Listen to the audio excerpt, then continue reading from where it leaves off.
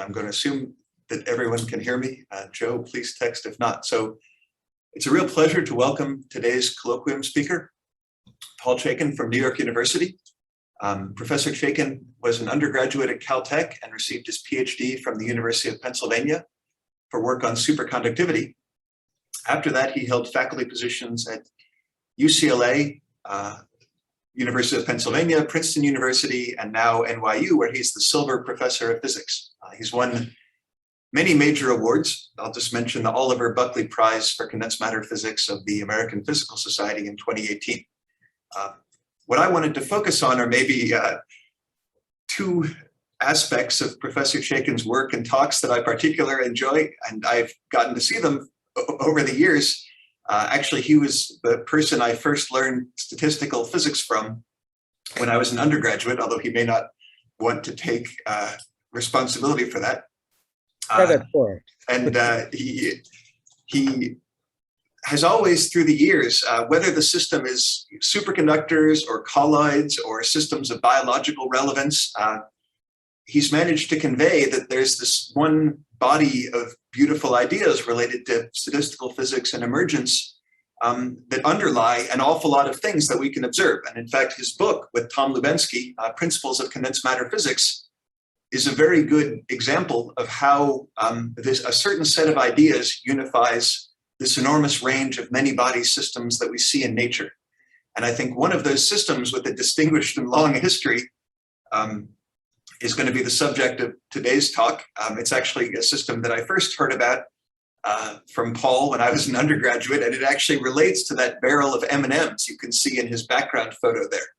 I don't know if that will come up in the talk, but that is an example. And in fact, the fact that that m&ms are not spherical is even relevant. So one aspect, I think, is this universality of how we think about many body systems. And then the second aspect, briefly, is that Professor Chaikin also has the skill of making it seem like fun to work on this class of problems.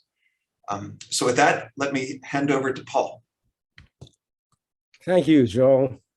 Let me see. So I should share my screen. Let's see. Do you see that? Am I up? Yes, you are. Very good. Okay, so thanks. I really miss not being there to do this in person. I've always had a great time every time I've visited the campus and visited the physics department. Okay, what I'm going to talk about is how probably the simplest simulation that you could imagine has shed some light on one of the oldest problems that we've dealt with in condensed matter and actually in general. The simulation is really trivial. I'll show you an animation of it over here. What you do is you take particles, in this case disks, you throw them down randomly in a box, and you move them with the rule that essentially if they don't overlap, you leave them alone. And if they do overlap, then you move them, you displace them randomly, each in a random direction from the other. And this process goes on. You see there are particles which don't move, which are in what we call an absorbing state, and they get infected by the active particles. And this process goes until all of the particles, in this case, will be absorbing like they are now. Of course, if I increase the concentration, as you might expect, at some point, they would just go on in an active state, moving around forever. And as we'll see, the transition between absorbing states and active states is a phase transition, a dynamical phase transition, not a thermodynamical phase transition. And after I invented this model, it turns out, and I'll tell you how that came about, I realized, or I found out, that this is an old model related to directed percolation, which was originally used to study contagious diseases, with them, some of them dying out and some of them being infected by neighbors, etc. Okay, now the problem that I'm going to apply it to is a very old problem, which is what's the density of a heap of particles? Now they're supposed to be monodisperse spheres, all the same size. We know the solution, and it's a similarly old problem. what the densest packing is. But the interesting case here is when you pour the particles into a box, they don't usually order, okay? They form a random heap, as you see here. It's a structure that has been studied for a long time, and Bernal studied it in the 20th century and gave it a name. He called it random close packing, or RCP. And the thing that has hindered work on understanding it is the word random. Nobody knows for this system or for any similar system how to define what random is. And Bernal was working on it because he thought it would be a good model for a liquid, but it turns out he shouldn't have thought that, because when you step on this heap, it dilates, whereas when you have a liquid, if you step in it or try to compress it, it doesn't dilate. And Reynolds found that out about a century before Bernal started working on this problem. Okay, I'm going to touch on many things in this, and there's a long history of people who have worked on this and similar problems. I'm going to talk about photonics and hyperuniformity, work that was done with Paul Steinhardt and Waning and Sal Torquato and Marion, work on random organization, which is this process, this model that I just showed you, some beautiful experiments by Dave Pine and Jerry Golub, and followed up when we had random organization as a model by Laurent and John Royer. And finally putting it all together as to how it applies to heaps or random close packing are Dov Levine and Daniel Hexner, Rodrigo, and Ashley. And the latest one who contributed most to this is Sam Wilkin, who graduated a year and a half ago. Okay, so actually I'm blocking out myself on my screen. Okay. Or being able to see it. Okay, so packing problems are really old problems. So the question comes up, suppose I have the simplest shape, a sphere, and I try and pack it, what do I get? What's the densest packing? And this was well known, even though it's a much older problem, it's well known from the Kepler conjecture, Kepler wanted to find out how many cannonballs you could pack in a ship for the British Navy.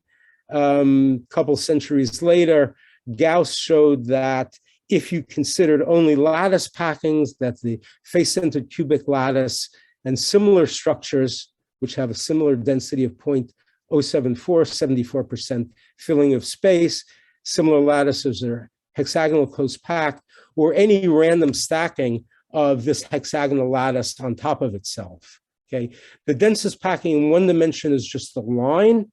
Okay, the densest packing in two dimensions is stacking those lines of particles which are touching in such a way that they fill the interstices in the level down. And similarly, when you take this hexagonal array that you get from that packing and you stack them on top of one another so they fill in the interstices of the layer that you're in, you get a number of different patterns. If you go A, B, C, A, B, C, you get FCC. If you go A, B, A, B, you get HCP. If you go A, B, A, C, you get double hexagonal close packed, etc. The proof that this is the densest packing was done only in 1994 and wasn't accepted for publication for another 10 years because part of the proof was a computer proof which had to be verified. So this is the answer. The densest packing is FCC, and it's that. And it turns out it's been known ever since people, invented fruit. Because in Mesopotamia, as soon as they had fruit, round objects, grocers packed the fruit in the densest way, which is the FCC lattice, which is still the way grocers pack fruit. Okay. Now, if you look to the side, instead of stacking up these ball bearings one on top of the other in an ordered array over here, if you pour them into a container, they don't pack as well. This structure over here where you just pour them in is random close packing. Okay, it works every time with ball bearings when you pour them in. You essentially get a packing of 64%. And it's interesting that the densest packing is a crystalline packing and not a random packing. As a matter of fact, I should say that one of the biggest problems in science and physics is whether you could ever find an object whose densest packing is random rather than crystalline. And nobody's found it. And it's a similar question as to whether the ground state of systems, quantum or classical, is always ordered. Okay, now why is this important? Well, for one thing, it gives you the simplest example of a phase transition, of why there must be a phase transition from a liquid to a crystalline solid phase. So van der Waals, when he first started looking past ideal gases, so the equation of the entropy for an ideal gas is over here. If I just use log V for the entropy times NKB. And what he said is, if I go away, the easiest thing to do after I go away from an ideal gas is to include interactions. And he said, the first interaction you should include rather than the attraction is the repulsion, because your atoms or anything else, in this case, your hard spheres, take up volume, and therefore the volume that contributes to the entropy is less than it would be if the particles could pass through one another. And so what you should do, he said, is just take the volume of your container and subtract from it the number of particles times the volume per particle. And if I factor out V, this looks like 1 minus phi over phi C, where phi C is the densest packing. If I derivate this with respect to volume, I can get the pressure. And the pressure usually is, you have PV as NKT, but now the volume is reduced, so I have the volume minus, and so I have something where the pressure will diverge as the volume fraction goes to the critical volume fraction. And what it tells you is that since the pressure diverges at a lower volume fraction, if I have less dense packing when I'm random than when I'm crystalline, then as I increase my concentration, the pressure is higher at some point in the random phase, and the particles are essentially pushed out into the denser crystalline phase, where at the same volume fraction, they have more room to move around, okay? So this tells you that you're supposed to have a transition from a fluid phase to a crystalline phase, essentially determined by entropy, okay? Now, in one of his 1905 papers, Einstein pointed out that colloids are just like particles. The pressure, however, is an osmotic pressure, and this paper is about osmotic pressure. And he points out that the osmotic pressure for colloids is like pressure and essentially has the same equation of state. And he also points out that you can measure the pressure by integrating the force. And in particular, what it tells you is that in any room that you're in, if you draw a horizontal plane, the pressure in that plane is the total weight of the atmosphere up to the top of the atmosphere.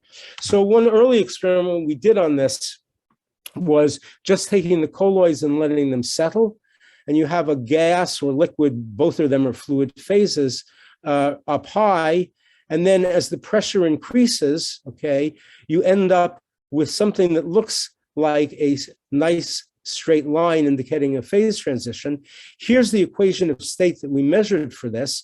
And the equation of state, as you can see, shows a pressure which looks like it's going to diverge at some number that you never get to.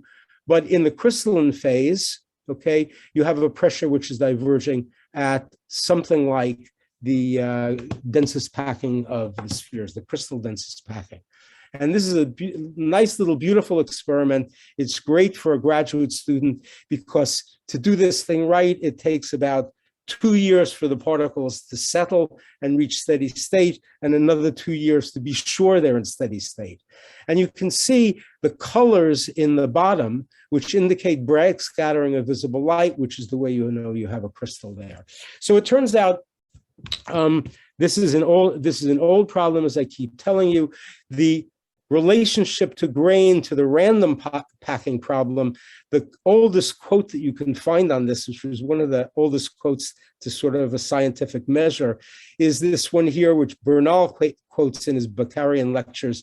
In closing, we must not forget the commentary on random packing, which St. Luke attributes to Jesus. Give, and it shall be given unto you, good measure, pressed down and shaken together, running over, shall men give unto your bosom, for with the same measure that ye mote, withal shall be measured to you again. So what that means is, what you're supposed to do is shake things down, get them to random close packing, because as we'll see, you can also make looser packings. And if you have looser packings, you're cheating, because before they had scales, things were sold by volume. If you could make something the same number of particles take up more volume, you could sell less of it in the same container, you could become rich and buy your neighbor's farm, etc. And that's essentially what this relates to. Now, as you've seen, it's related to the freezing transition, the structure of liquid solids and gases. We'll see that it's related to the jamming transition, which has to do with flow and plasticity. And nowadays, packings are studied in high dimensions to optimize data storage and transmission of data in the presence of noise. You want to keep your stored data away from one another, and also for light localization and for photonic band gaps, as we'll see. There have been beautiful, clever experiments on random close packing. This botanist, Stephen Hales, no relation, I think, of Tom Hales, who made the mathematical proof, took peas and studied how what the density and the packing of peas was. So one experiment he did, even I would think of, he just took a cylinder, okay? He put a cork in the bottom of it, he filled it with peas, and then he filled it with fluid, then he drained the fluid out and measured the volume of that came out. And the rest of the volume inside, he measured the volume previously before, told him the packing of the spheres. Even I would think of that. Now he did something that I would never think of, is way too clever. What he did is he put a heavy lid on it, okay, and he cooked the peas, and the peas swelled. And from the swelling of the peas, when he took them out, he could look at them and see how many nearest neighbors there were, and see what the configuration of the Voronoi cells effectively were. Amazing experiment. Well, we tried it with peas, and the peas didn't work. And Sir Sam Edwards told us, well, that's because English peas have been bred in the past couple centuries not to swell. But I had a clever undergraduate, and that didn't stop him. He said, okay, let's use Israeli couscous, which he knows swells. And so you just cook them in a jar, you drain out the liquid, you put some ink in to stain it, you take them out, and this is what you find. And this is one of the things that Stephen Hales also found. What he found is that a lot of the particles come out looking like icosahedron. That is, they have some faces which are five-fold faces with five neighbors to them. And of course, with five-fold faces, you can't make a crystal. It frustrates your crystal. And so for many years, people thought that one of the reasons that you could get something like random close packing is because you had some internal structure that was like icosahedral or pentagonal, and the crystal was frustrated by that. The crystallization was frustrated by that. This led to lots of work, and it even led to really recent work, well, not so recent work, this is 1981 already, where Steinhardt, Nelson, and Ronchetti came up with the idea, maybe if we can have some other sort of order that we can get from this, okay, using the pentagonal symmetry or the icosahedral symmetry. And so they defined bond orientational order parameters for three-dimensional structures, which are like pneumatic structures that you might have for anisotropic particles.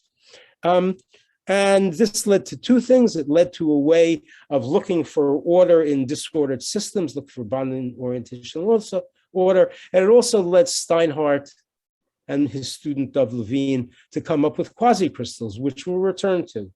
Now, here's the experiment, the only experiment I'm ever going to be remembered for, which is the one that Joel mentioned, which is the packing of ellipsoids. So I question whether the packing of ellipsoids would be different than for spheres. And the easiest way, I mean, you can get nice spheres from ball bearings, and that's pretty much what people use when they study things. But to get monodispersed and all the same size and shape ellipsoids, the best way I found, instead of trying to make them or do anything like that, is to just buy lots of M&ms. So I gave this to as a senior thesis project to an undergraduate, Evan Veriano, and he did it. He did the measurements, and what he found, indeed, is that if you use regular M&ms or if you use mini M&ms, okay, you get a packing fraction which is higher than what you get for ball bearings. And when he first showed me this, I said, it absolutely can't be. You must be wrong. And the problem was, I was reading the mathematics literature, and the mathematics literature showed sometime at the beginning of the 20th century that the best packing of ellipsoids is the same as the packing of spheres. And the reason for that is very simple. If I just take the packing of spheres like this, and in some program like Photoshop or something, take the whole figure and squash it down until I've got the aspect ratio of M&Ms, okay? Keeping the structure exactly the same, it's an affine deformation. It turns out that the volume of an ellipsoid is just 4/3 pi ABC, where those are the principal axes. You've just shrunk one of the axes. I have the same number of particles as here. The 1.91 comes in both the volume of the box and the volume of the particles, so it's exactly the same. So I went to show him, to prove to him why I was absolutely wrong. It couldn't be. And then before I told him how wrong he was, I went back and I said, well, wait a minute, maybe I better try random. So I tried a sketch of random packing of spheres. And what I came up with is something that looks like this. And so I just took my cursor and pulled it down like that. And this is the structure I got. And I said, wait a minute, something looks funny about that. When I look at this structure, it just looks like it's stable. And when I look at this structure, it just looks like it isn't stable. And the reason is sort of obvious. When I look, for instance, at four guys here, the contacts are all exerting forces toward the center. So there are no torques, okay? Whereas over here, there's an unresolved torque from this M&M on that one. And so this particle is going to rotate, which means I have to take the degrees of freedom that are present in the ellipsoid system that are not present in the sphere system. Now, it turns out this problem, which is called isostaticity, or how many neighbors you have to have in order to have a rigid structure, goes back to Maxwell, okay, who was interested in how many essentially beams you have to make a rigid bridge, okay? I know it from the work of Shlomo Alexander and Sam Edwards. It's called the isostatic conjecture for random close packing, or for sand, or for other things. And the basic idea here is the following. If I have n particles in my system and I have d degrees of freedom, then I have to specify for the system, in order for it to be rigid, nd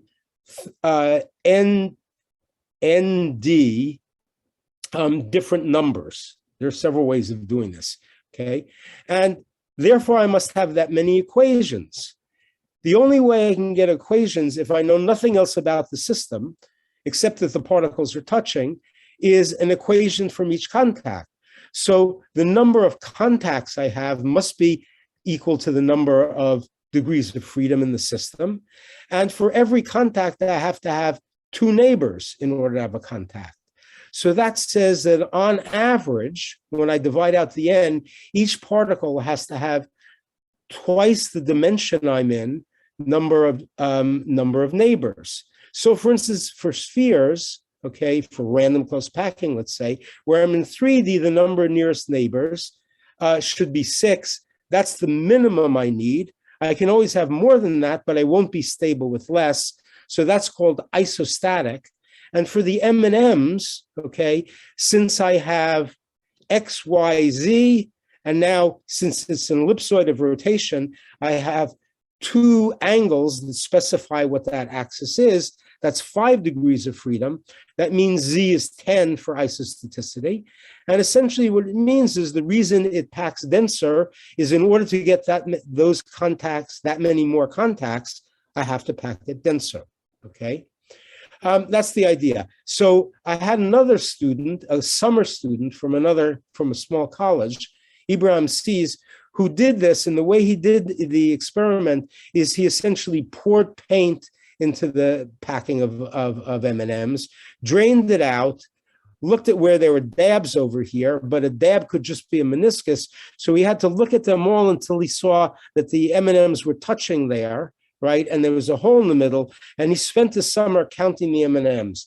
And everybody, when I mention this, always says, boy, I really took advantage of this poor undergraduate summer student. Well, it turns out he was on the paper where we described this.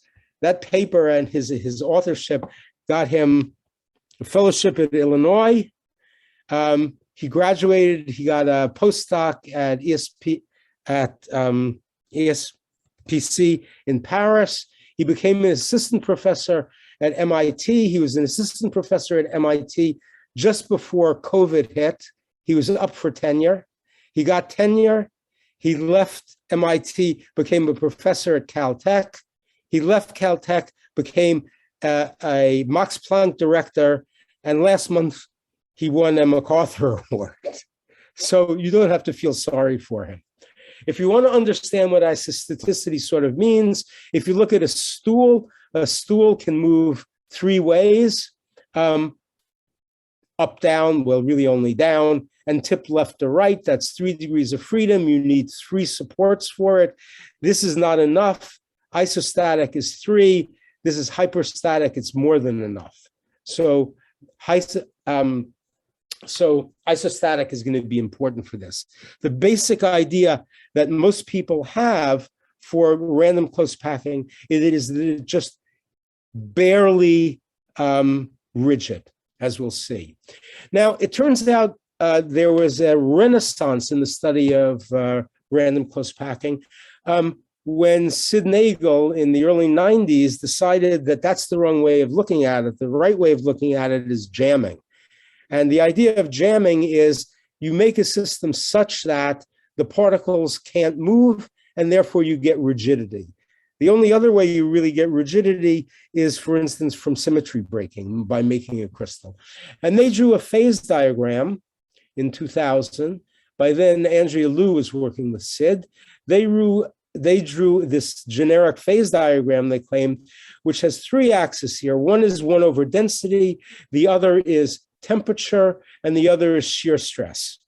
And you could destroy this jammed packing by shear, like Reynolds suggested with Reynolds dilatancy. And the suggestion was this final point over here, okay?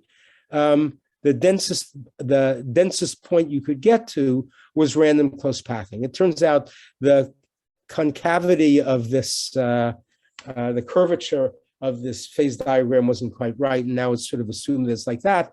But this point over here, which they call point J for jamming, is what the idea was for random close packing. At about the same time, Sal Torquato, who it turns out is a buddy of mine, he was also on the M&Ms paper, came up with this paper, which said, is random close packing of spheres well defined, okay? So he questioned whether you could really define what random close packing is. He wasn't alone in doing this. For example, while I was at Princeton, there was a faculty party, and since I was looking at random packing, I ran into John Conway, who was one of the great mathematicians of the 20th century, and also wrote several books on sphere packings. And I asked him about this problem of random close packing. How come he hadn't studied that? And what he said is mathematicians won't touch the problem. He said, random, if you really want random is like a coin flip or like random numbers, whatever. It means uncorrelated. It means you have no correlations between your particles or your numbers or whatever. But as soon as you put in that you have particles which have volume, so you exclude volume and space from other particles, you've correlated them. And then random doesn't really mean what it means, in a rigorous mathematical states, that is uncorrelated, okay? And if you're going to give up that there are some correlations, well, then it's just a question of how many correlations you want to allow. And so he would say that, yeah, it's not, you can't define it, okay? Meanwhile, what Torquato was interested in was he had done lots of computer experiments, lots of simulations to try and find out what random close packing was, or whether it was well-defined or not. The algorithm he used is called Lubachevsky-Stillinger. What you use is event-driven molecular dynamics, okay? And you start out with particles in a box that are dilute, and then you either swell the particles, okay, or compress the box slowly. And the problem that he found that started him on this quest for seeking whether it meant anything is that you would get eventually to a jammed state, just as Sid and Andrea had suggested, but depending on the rate at which you compressed, you would get to a different volume fraction.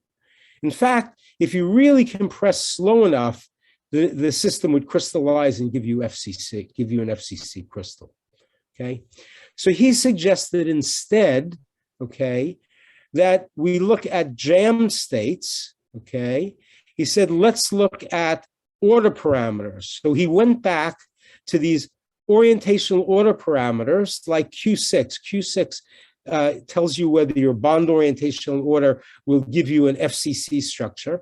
So he looked at several order parameters. Phi just stands in general for an order parameter. There are some states that you can get which are completely disordered. There are jam states over here. And he said, well, maybe what random close packing is the most disordered, that is the less ordered of all of these order parameters. And what he called it, instead of random close packing, was maximally random jam.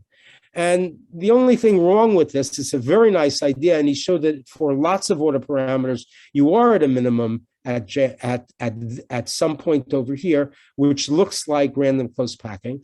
But the problem is there's a high infinity number of order parameters that you can have, and he only tested a couple of them. Okay, let's get back to jamming. So meanwhile, there's been lots of work on jamming, and in particular, what people were interested in is showing that you could get something that was rigid. You could go from a fluid-like phase that wasn't rigid to one that was. And you want to look at two things. One is pressure or bulk modulus, which you have both in a liquid and a solid, but when you get to the crystalline state, when you get to this jam state, it turns out to go as a power law. The pressure does, whereas this is the shear modulus, and the shear modulus is 0 in the fluid, right? And then goes up as a power law. And it goes up as a power law in phi minus phi c, okay? So here you're above the transition, the jamming transition, okay? Then they wanted to find out whether they could use jamming in order to find out what the density was. And here they're looking in 2 dimensions. And what they did is they did soft spheres. So instead of starting with hard spheres, they started with spheres with, let's say, either a Hertzian or a harmonic potential between them when they go beyond touching one another. They threw them in randomly at a certain density, and then they did a gradient descent relaxation, okay? And they looked and saw whether they ended up with something that gave 0 energy. If it was 0 energy, that meant that they were not touching, okay? And they wanted to find out the highest volume fraction where essentially they weren't touching, where the energy went to 0. And they got, depending on the size of the system, curves that looked like this, okay? This is the fraction that have a finite energy, okay? They took the derivative of that to find the peak function, and they found essentially that you could get a jammed state in 2D or in 3D, and that the width of this went down as the system became bigger, okay? Following that, people looked at other properties, okay, of jammed configurations. They found strange things like when you do the pair distribution function. So for a liquid, it has oscillations like that, okay, which die out. This looks liquid-like. This, however, is excluded volume since you can't have particles closer than the diameter apart, okay? But they found things like this split first, second peak, okay, which normally just is a rounded peak over there. And this comes from having, that's actually a neighbor just on the other side, a second neighbor, one on the other side of where you are. And this one is sort of one off to the side. That is a triangular one. Okay, they also found, of course, this guy, G of R, gives you the probability of a neighbor at a certain distance. And G of R here has to go to a delta function that when you integrate it, okay, gives you the isostatic number, gives you the number of touching neighbors. Meanwhile, if you go out slightly past that, okay, then you find something which actually goes like a power law, like 1 over the square root of R minus D. Okay, where am I? Okay, so random close packing is protocol dependent. That's one of the things that Sal showed, okay? It also is true that if you rain the particles down on a rough surface and you do it in such a way that there's no relaxation below the surface, you get a different number for packing. If you pack so that you end up with a tetrahedra and then you add to that, and then you keep on adding particles to maintain the smallest radius of gyration that you can, you get 0.6, not 0.64 over here. So it looks like it depends on the protocol you use. Okay, now I want to get to something that's completely different. This has supposedly nothing to do with what I've told you before, nothing to do with packing. Okay, this is a great experiment by G.I. Taylor, which demonstrates that low Reynolds number motion is time reversible.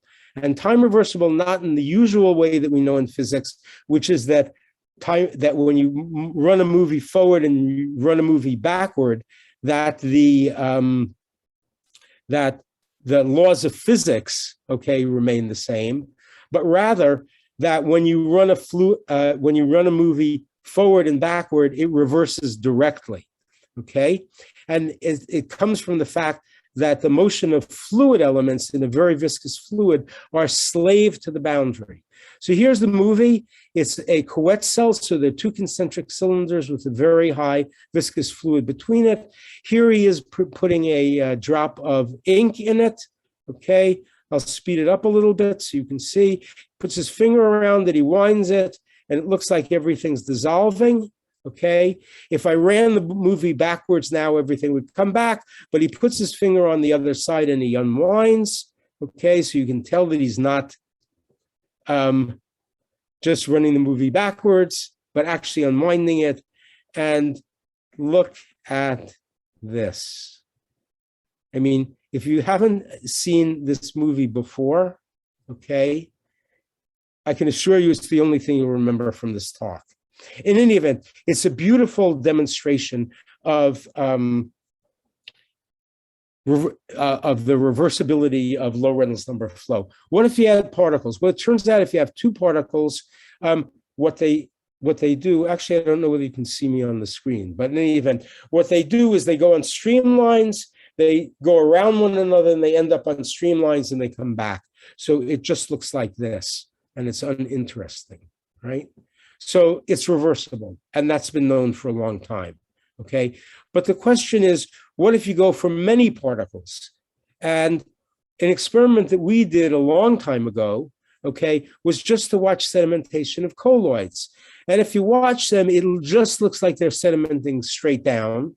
But if you do time lapse, and you just do this superposed 300 seconds worth, you see that it's chaotic and essentially turbulent, okay? And other groups have found the same thing. As a matter of fact, in the same year, the same month that we did this, there was a paper published which said if you take 3 particles, well, it turns out 2 particles fall faster than a single particle does.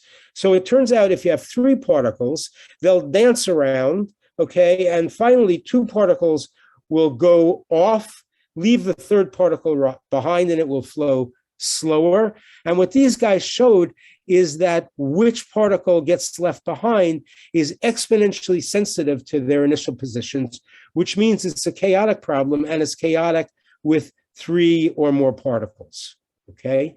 So what Dave Pine and Jerry Golub, who did the experiments here, did is they said, well, what happens if we do that with several particles? We just do G.I. Taylor's experiment again. And so they took a Couette cell, they filled it with viscous fluid with particles in it, okay? And they did it in such a way that they're just going to rotate back and forth like this, okay? And see whether the particles return to their position as GIT, as we might expect from reversibility or not, okay?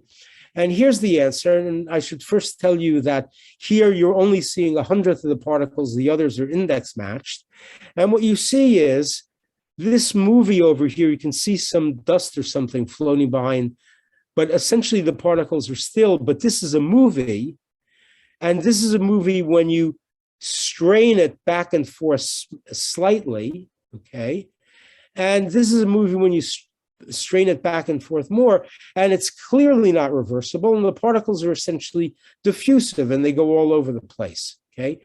And they found that there's a sharp threshold, which depends on the volume fraction, when you, this is the strain amplitude, this is the volume fraction, so there's sort of a phase boundary here.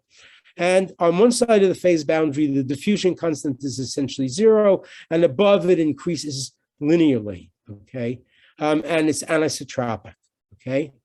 Now, their explanation for this is sort of what I led you up to, or led you into, which is what they said is, well, if I strain it more, I'm more likely to have 3-body collisions, and 3-body collisions or 3-body interactions are chaotic, okay? So they were explaining it as a transition from, laminar flow to chaotic flow, if you like. And I didn't like this explanation at all. And the reason is because in their paper and in talking with them, they said that the system was disordered. The particles were disordered. And I don't know much about, disorder or random systems, except I do know that if you take a random distribution, you have 2 neighbors that are close by sometimes, but you also have 3 neighbors that are close sometimes, and 4 and 5, less and less of them. But therefore, if your transition was caused by 3-body interactions, it should be a crossover. There's no way it should be a real transition. And I tried to convince them of this, and I couldn't really convince them of this. I couldn't really convince them that it couldn't be that explanation. And they're pretty smart. Pine and Golub are really smart guys. So I said, well, what I have to do is I have to show them. And what I said, well, the way I decided to show them was to do a simulation, which is pretty much what I showed you before, except with shear. You throw particles down in a box. You do an affine deformation because I don't know how to calculate hydrodynamic interactions very well. I said, if the particles overlap in this affine deformation, I'll say they've made contact, and therefore they're not going to come back where they were before. They're going to move to a different position. I can't calculate that, so I'll just say they move to a random position, okay, when I bring them back. So I bring this one back, I bring this one back to there, I bring this one back to there, and then when I bring them back, I give them a random kick, okay? It's really a random displacement. And here's what the simulation, here's what the simulation looks like. Here's when I'm above critical, here's when I'm below critical. You can see these guys look like they're not moving, but you see they get infected eventually, so everything here finally moves. Over here, things are moving as well, okay? But you can see that the number that are moving, the fraction that are moving, is dying out until finally this guy keeps on moving forever, and this guy over here, okay, comes to an absorbing state like that, okay? Moreover, if I look at the fraction that are active as a function of time, if I'm below the transition, this thing decays to zero, the fraction decays to zero. If I'm above, it decays, but it decays to an active steady state. I can pull off a time from here and a time from here, and I can plot that time versus the strain, okay? And what I find in the simulation is that the time that it takes in order to find the absorbing state diverges as I approach this critical value, and the time from the other side to reach steady state also increases. So this looks like a divergence. This looks like, if it were thermodynamics, like a thermodynamic phase transition with critical exponents, and it is a critical a phase transition, but it's a dynamic phase transition rather than a thermodynamic one. Here's a log plot of the activity versus how close I am to the critical strain.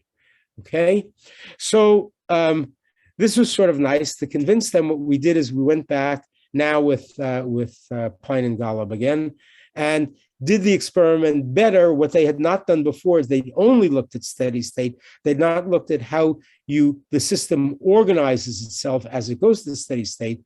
So we did the experiment here, and indeed what we found is that when we measured the time to either go to an absorbing state or to steady state, it diverged with a power law. So it looks like this is the right answer. So let me leave that for a minute and talk about photonics. You'll see why this comes into the picture, I hope. Photonics involve photonic band gaps. If you have something that's periodic, either, and you apply Schrödinger's equation for electrons, for example, you can get bands and gaps. In one dimension, you always get bands and gaps, okay?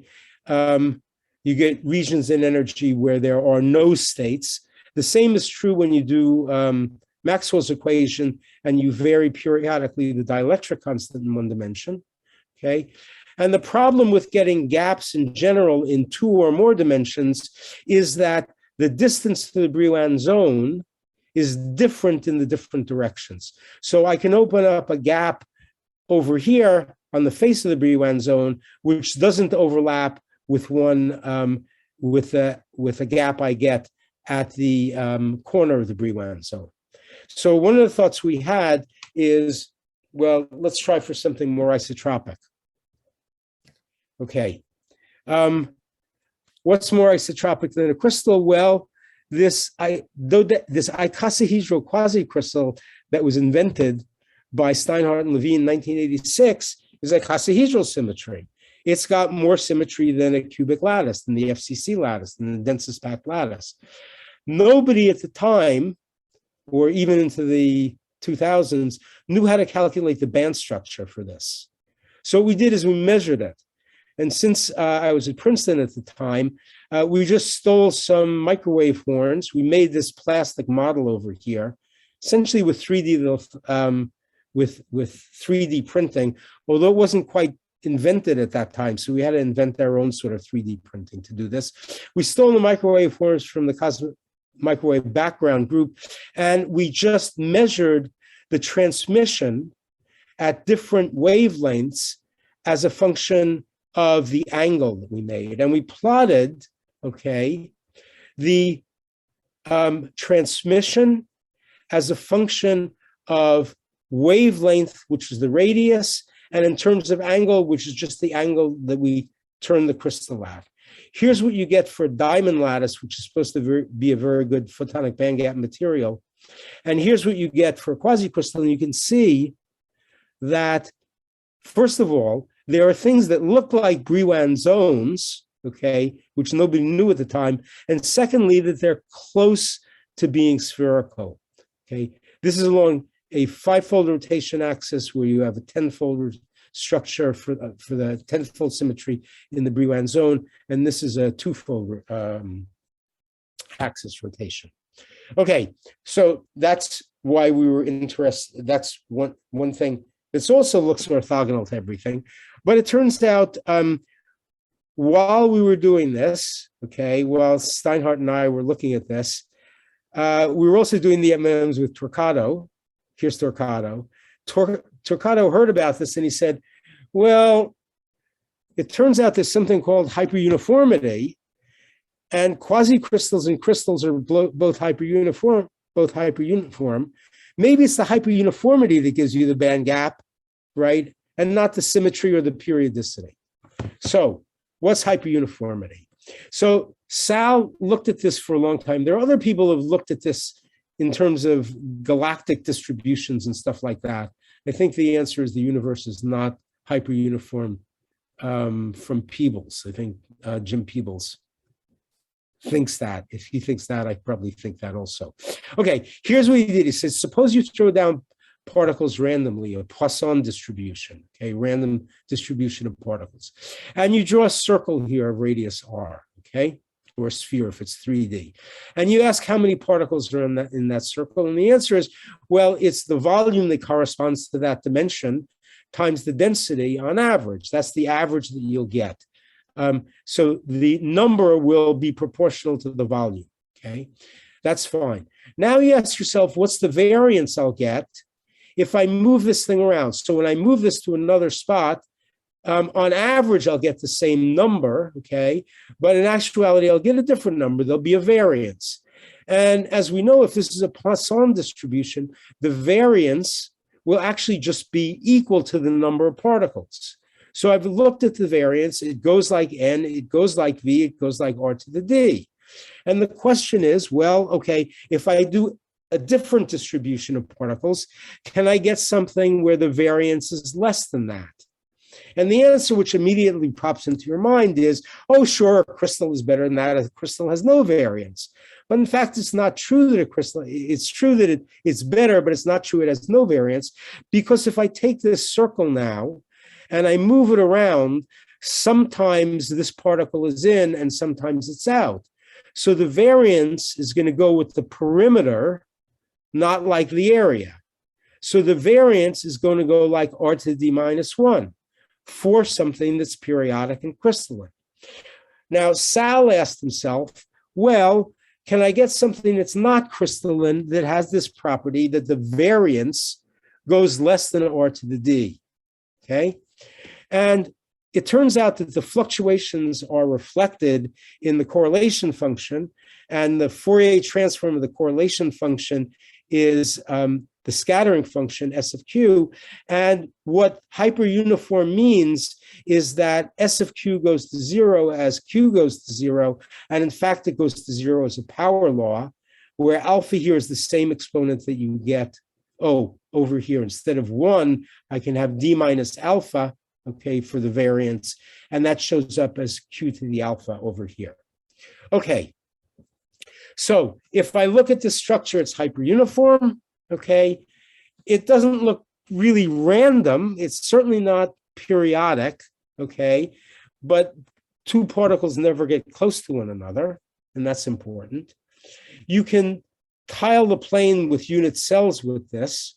They're not really unit cells, but they're tiling cells that are something like a Voronoi construction, but not quite. It's a centroidal tessellation. When you do this, you can make a structure just like we did with the quasi-crystals. Here's a square lattice. Here's a hyperuniform disordered lattice, which is just the one that I've shown you. Okay. And sure enough, when you do the same plot we did before, square lattice has a square Brillouin zone. It has a Fourier transform, which has Bragg points in it. Here's a hex lattice, same. Here's a quasi-crystal. Here it's Penrose tiles, tenfold Brillouin zone edge, and still Bragg scattering. And here is that Hud's pattern, that hyperuniform distorted structure. Okay. And it has an isotropic band gap, or essentially isotropic band gap, and it's big, okay? And this is kind of funny, but it makes it interesting to look at hyperuniform structures. And by the way, I emphasize this is a band gap, okay? It's not just localized states, okay? Which you can tell by looking at the reflection and other things. Closing the loop between this. Okay, so now we've got this random organization model, which has a transition, okay, depending on the strain that you're at, okay, from an absorbing state at low strain to an active state at high strain. There's a separatrix, okay, that separates these two states, okay, at the critical point, okay? And it turns out what Dov Levine, who shows his face again here, and his student found out is hyperuniform. That is, here are density fluctuations. The density fluctuations go like a simple power law over here. And then as you approach critical, they approach another power law with a power law that's not integer, okay, and is characteristic of the hyperuniformity of the system. And it's different in 2 dimensions than in 3 dimensions, and it's different for different models and stuff like that. And you have to realize this is really weird. We're talking about now a system with a dynamical phase transition at its critical point. And what we found is that the long-range density fluctuations are suppressed, okay? The further you go out, the less you have fluctuations in density. And you contrast that to a regular thermodynamic phase transition, where at the critical point, you have critical fluctuations, you have critical opalescence, right? And you have divergence of the correlation lengths, et cetera. So it's a completely different behavior. It's kind of interesting. So let's try it. So here's Sam, and we're going to try the sheared experiment now, okay? But we're going to go to the critical point, and we're going to observe the structure by looking at S of Q with G of R and things like that. So what Sam made is a little cone and plate device, like a rheometer for measuring viscosity and elasticity, with a cover slip on top and this cone on bottom underneath. Here's the cover slip, okay? Here's the cone, and you've got the colloidal suspension in a very viscous fluid over here. You seal it so it doesn't evaporate on the outside. And now what you can do is you can rotate it, and this just shows it rotating in one way. And the shake here is just Sam's holding the camera. Okay, it doesn't really shake back and forth like that. And what he's going to do is oscillate it back and forth that way. Okay, so I'll have to tell you what this thing looks like. First of all, here's what it looks like if I just take shots as it's moving, okay, back and forth with a typical strain rate. Typical strain amplitude, I should say. So you see things are moving back. You see this layer is moving differently from the layer underneath it. So it's sheared and it's just moving back and forth. Now here's what Sam's going to do. Here's the active phase over here. Here's the absorbing phase. He's going to start in the active phase, pick some state with a high strain rate, okay, with a high strain amplitude. He's going to start off over here. He's going to cycle it 400 times. When he cycles it 500 times, it will take some time to evolve, but will then go to a steady state over here, which is active, okay? He's going to take a picture after that 400 cycles, and then do another 400 cycles at a lower strain rate, which brings him over here. That will relax this way. Another picture, he takes it over here. And he's going to cycle this back and forth with the idea that once it crosses this critical point, once he crosses the separatrix, it will just fall to an absorbing state. And hopefully, if when he's changing this, there are small changes, it will see what happens right at the critical point. So that's what this movie looks like. And remember, what he's going to do is this one picture, 400 shears, then another picture, then another 400 shears. So what's going to happen is, in this little diagram over here, is going to track what the strain is. And you're going to start out at high strain, and when you go through the critical point, it should stop. That is, even though you're shearing 400 times, the next image should be the same if it's reversible, right? If essentially it's an absorbing state. So watch what happens. Here it's going nuts. I'm decreasing. It's still nuts. It's nuts. Foom. right when you go through the critical value, it's essentially in an absorbing state. Let me do it again because I like it, okay? Oops, here it is, okay?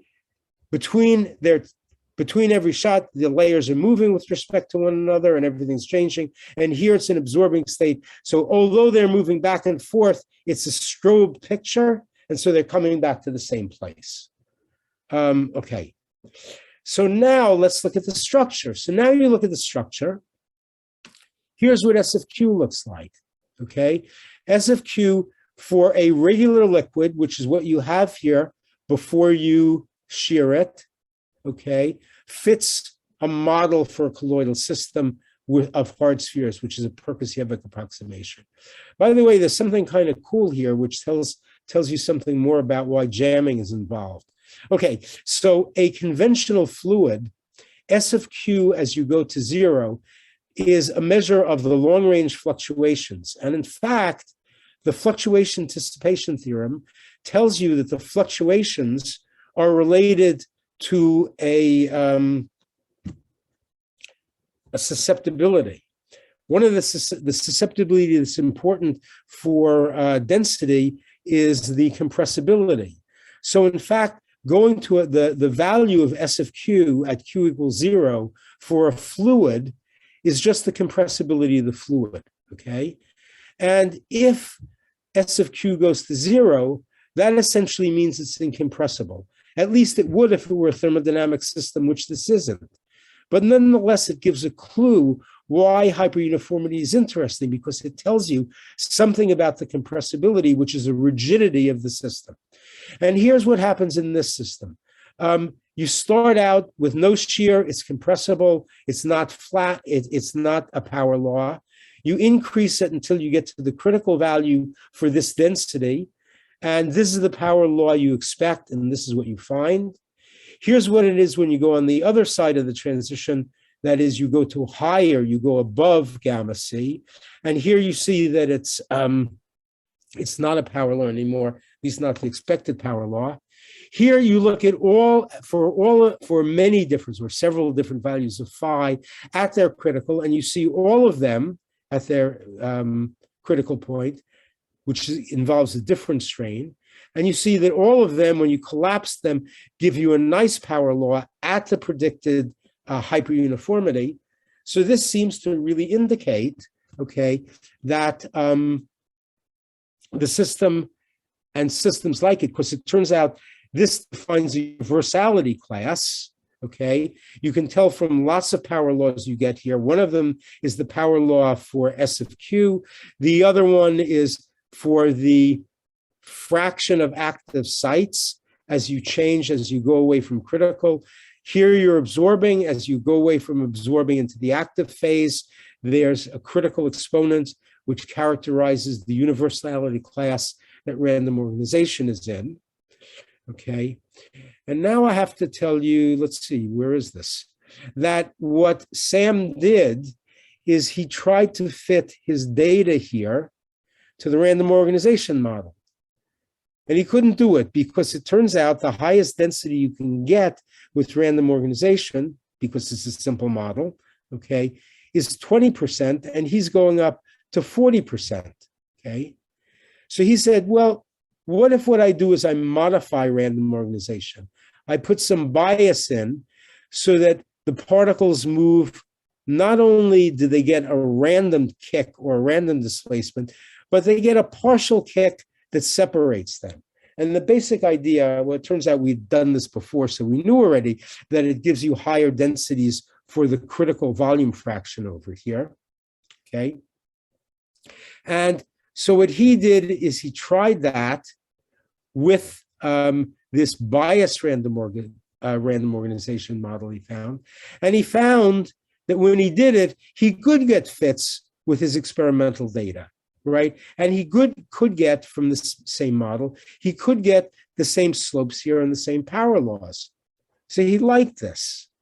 And he then asked the question, which is the clever thing to do, well, if I can get it to 40%, I can get it from 25% to 40%, how high can I go?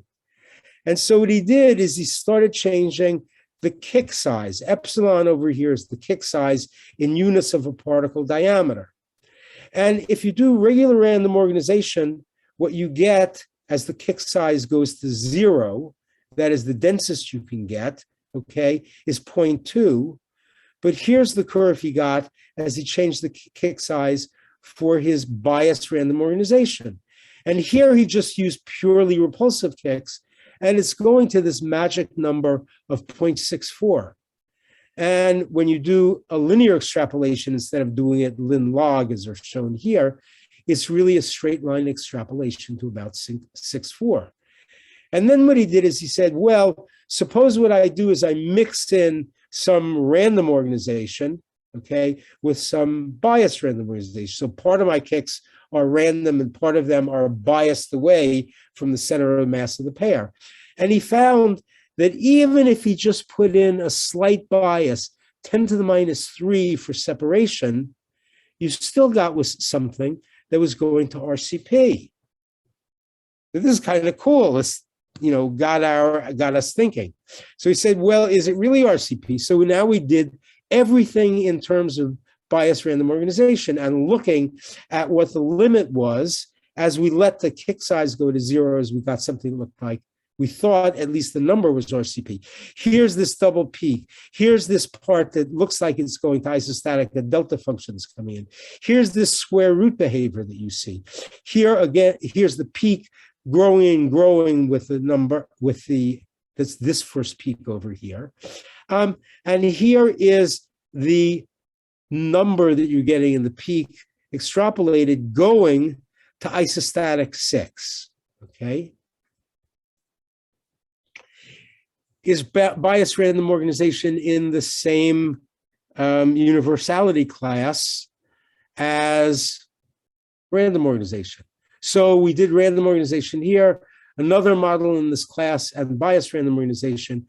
And this shows you the fraction that are active as a function of phi minus phi c, and the exponent here is the same, 0.84 as we had before.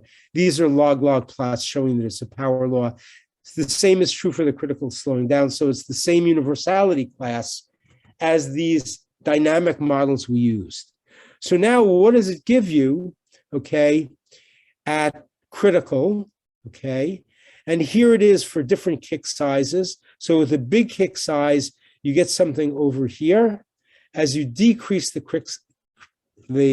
kick size to 100th of the diameter, you're getting something down here, which is getting toward random close packing in the density, okay? All of these have this power law. And now what you do is you say, well, it looks pretty good. What about these other models that people have for random close packing? And so what we did is we looked at these models. So here was the soft sphere model, where they did gradient descent. Oops, that's this one. Here's Lubashevsky-Stillinger. That's what Torquato did. And here's random organization. And these curves just fall on top of one another, okay? And they all are hyperuniform. And one of the interesting things was this data, the data in, well, this data, which you can't see, it's a little bit hidden here, was from published data. When Sam first found this, I said, I know that random close packing is hyperuniform, because in one of Torquato's papers, he says it's hyperuniform, but he says it's hyperuniform with hyperuniformity 1, okay? And so we looked at the paper, and it turns out they had done a linear plot, okay? And their linear plot emphasizes, not on purpose, but that's just what they were doing, emphasizes, this part of the curve over here, where the slope essentially is like 1. It's over a smaller region and stuff like that. But if you just take their data previously published and you plot it log-log, it's this power law, the same as we found, the same as we find here. So what we learned, okay, is that you can model random close packing as a dynamical phase transition, and you get all the properties that have previously been found, but with just saying that it is this dynamic phase transition, and with the phase transition, the question is, what's the densest packing I can get and still have an absorbing state? I don't have to invoke jamming. I don't have to invoke rigidity. I don't have to invoke uniformity. They all come free with the calculation, which is kind of neat. Let's see, there's one other thing that I forgot to point out here, which is also kind of neat lately. There was another paper. Our paper is this one, Wilkin and Chaikin, PRL earlier this year. There's a paper, which is the paper just before ours in PRL. And that's a paper that also says that random close packing is hyperuniform. And the senior author on that paper is Parisi, who won the Nobel Prize, as you all know, in physics this year. He shared the Nobel Prize in physics this year. So even he was interested in these problems. Okay, we tried this in other dimensions. We tried it in other things. In one dimension, it gives you a crystal, which is the densest packing you can have. The packing fraction is 1. In 2D, it gives you a hexagonal crystal, which is the closest packing that you can do at 91% of any packing in 2 dimensions. In 3 dimensions, it seems to give you random close packing. In 4 dimensions, it seems to give you random close packing. If you go to 3 dimensions, and instead of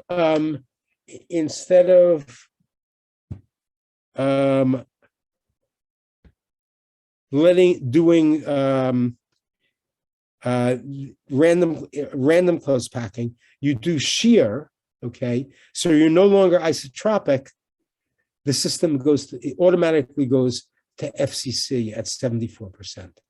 So the only thing that you require from random close packing, from random organization or biased random organization, in order to get random close packing, is that it be isotropic, okay? And if you do this for a bidispersed system, which is usually what people look at in 2D, okay, because in 2D, if you have monodispersed particles, it's crystalline. You get the correct hyperuniform critical exponent. Okay, so I'm done, and sorry. Ooh, how far over did I go? Too far over. Sorry about that. So the cool thing is that I think that we found a way which gives you a mathematically well-defined transition, okay? It is now a model, okay? A mathematical model that's everything in it is well-defined, okay? I don't have to invoke random. The way random comes into it is either from our initial configuration, but it turns out you don't need that. As long as you start out with some overlaps between the particles, it will evolve to this disordered state. And it's the randomness in the displacements that does it for you. So you don't have to specify the randomness here, except maybe the initial state. And I should clarify that if the random organization doesn't doesn't find all of the absorbing states, okay? There are absorbing states, for instance, crystalline states, which are there at higher density, but the dynamics can't find them, okay? So that's part of the problem. But in any event, we get these guys for free. We still don't know why it works, really, the underlying math, but it's still now a well-defined mathematical problem. And it is really strange, it turns out, that all of these different protocols all end up with the same state, but only when you're at RCP. If you go off the RCP and you do a measure, okay, of what a comparison of the S of Qs, over here at RCP, they all overlap, okay? And as you go away, they're all different. That's all I wanted to say. If anybody's still around. I think we still have quite a number of people around, but thanks very much. Okay. With questions, I think it's easiest if people just put something in the chat and then I can allow you to talk. Let me see. Am I still sharing screen or is it gone? It's gone. I think we just see you. Okay, good. So I'll be happy to call on people who put something in the chat. In the meantime, I was curious whether the ellipsoidal case where you have a different number of constraints, do you think of that as a different universality class? Like, can you see that, obviously you've already said that the fraction changes, but do you think that the hyperuniformity exponents and things like that would be different for ellipsoids? If we did random Chaikin with ellipsoids. Interesting question. I